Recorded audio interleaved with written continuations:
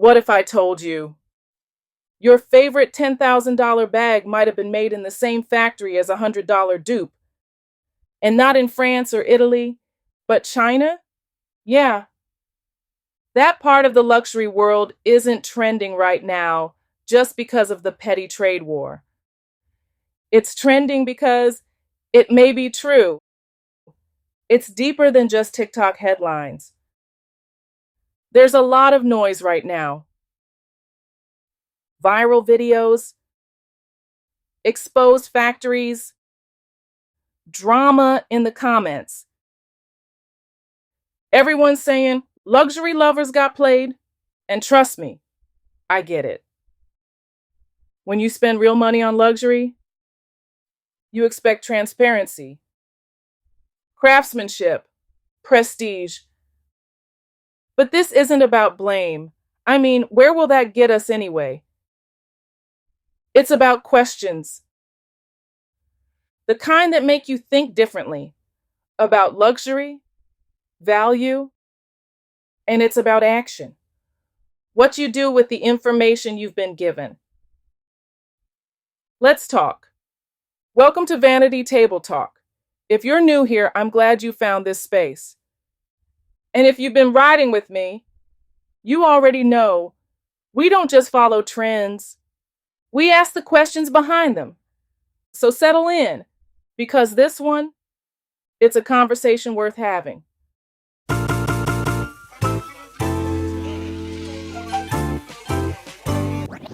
Switch it up.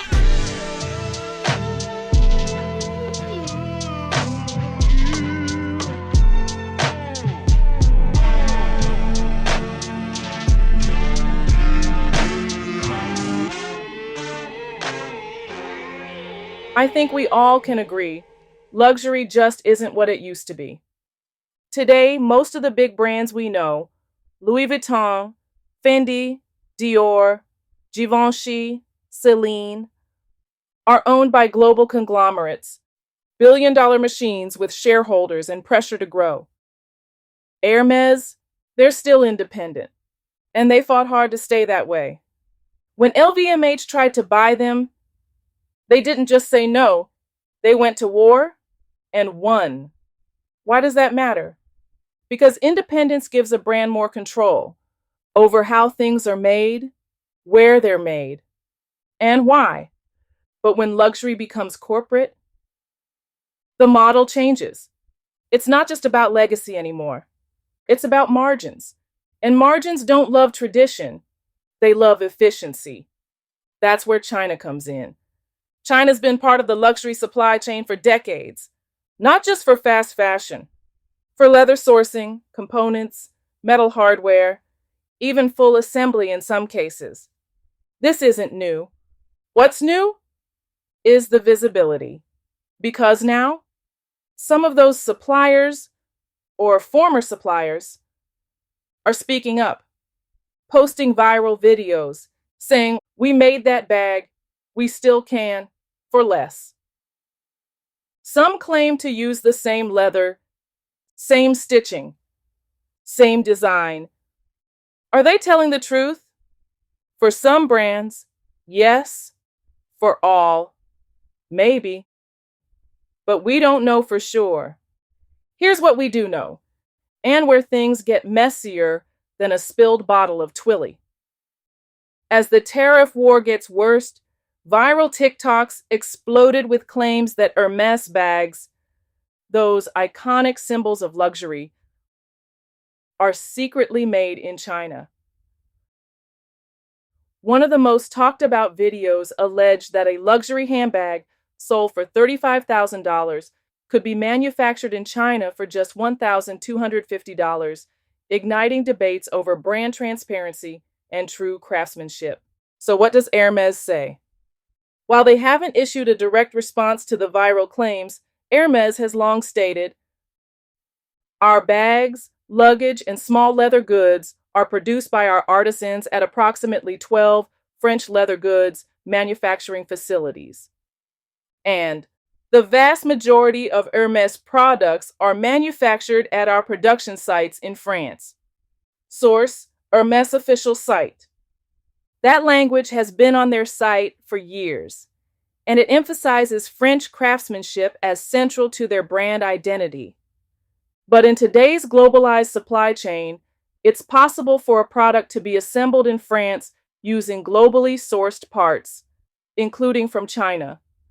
So while Hermès may be technically within the bounds of made in France, the pricing shift post-tariff has some luxury lovers asking deeper questions. Like, how these factories are producing bags that look like Hermès bags.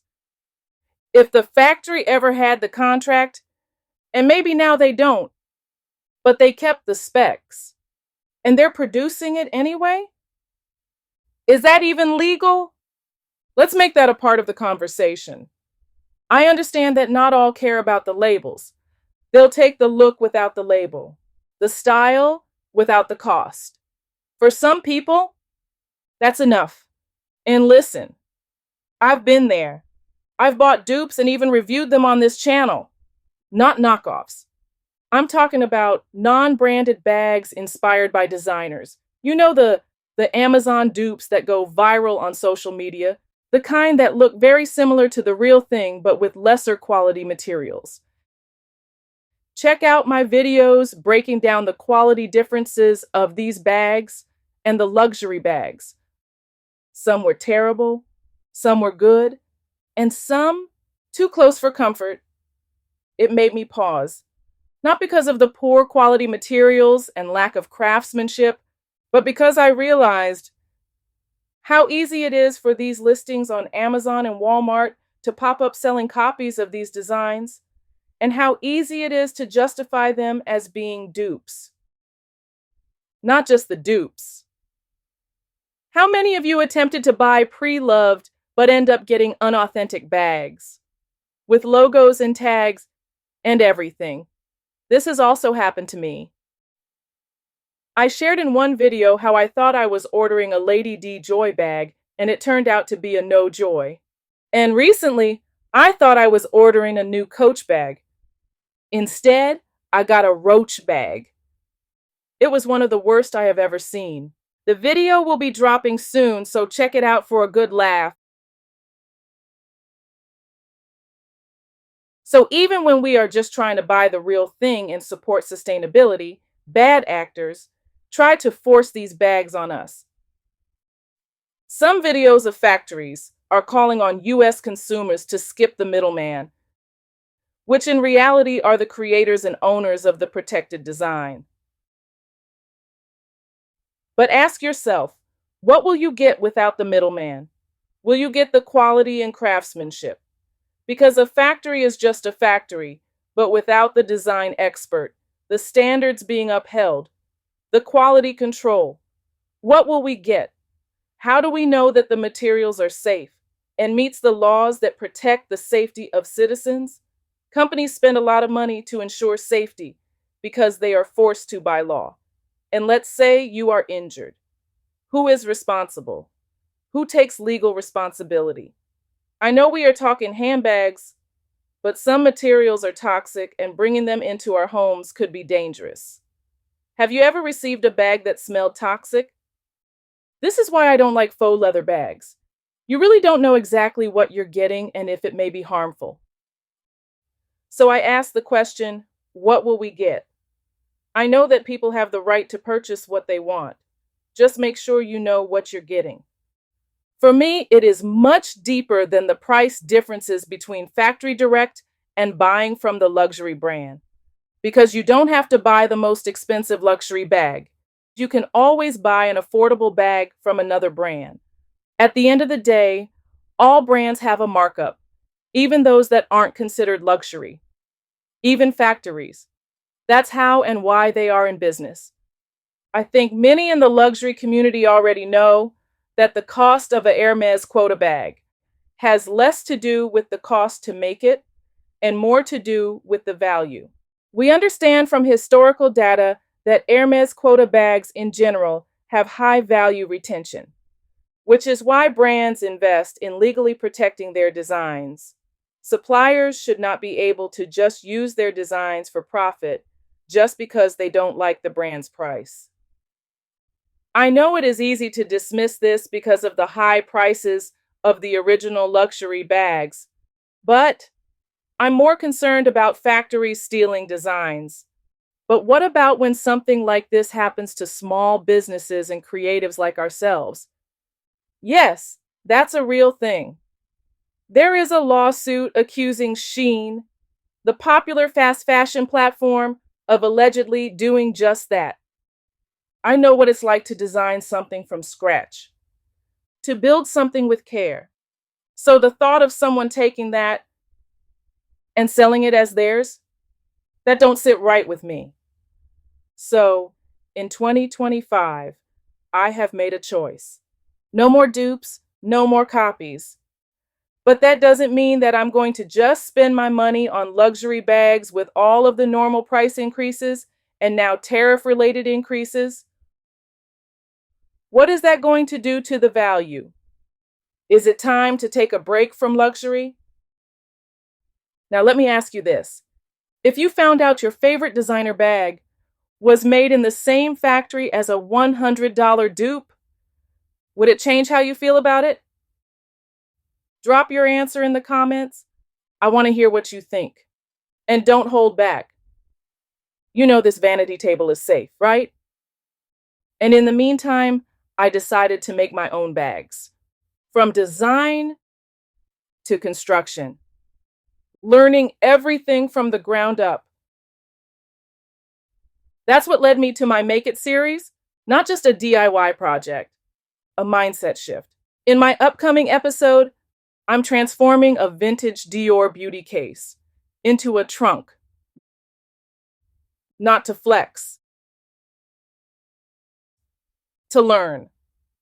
Because the tools I gained from that one project, they taught me more than any purchase ever could. I started sourcing my own materials and hardware from some of the same manufacturers, and for much less than the cost of a luxury bag and even the fake bag, I made my own couture-style bag inspired by, but not copying, one of my favorite brands. And I can't wait to share it with you. Make sure you subscribe, hit that notification bell, and follow me on this new journey. It takes time. It takes patience. But it also takes back the power. The power to choose what you wear, why you wear it, and what story it tells. So when I saw that viral video, the one claiming a $38,000 Hermès quota bag could be made in China for just over $1,000. I didn't get upset. I didn't feel played. I didn't blame anyone. But I got curious. Could I make it myself? Could I make something just as beautiful? Without stealing? Without pretending? Without the label? Yes. And that's what I'm doing now. Not for clout, not for sale, but for me. So if you're feeling torn between what's true, what's false, and what really feels like luxury, come with me. Watch the Make It series. Because real luxury isn't just bought, it's made.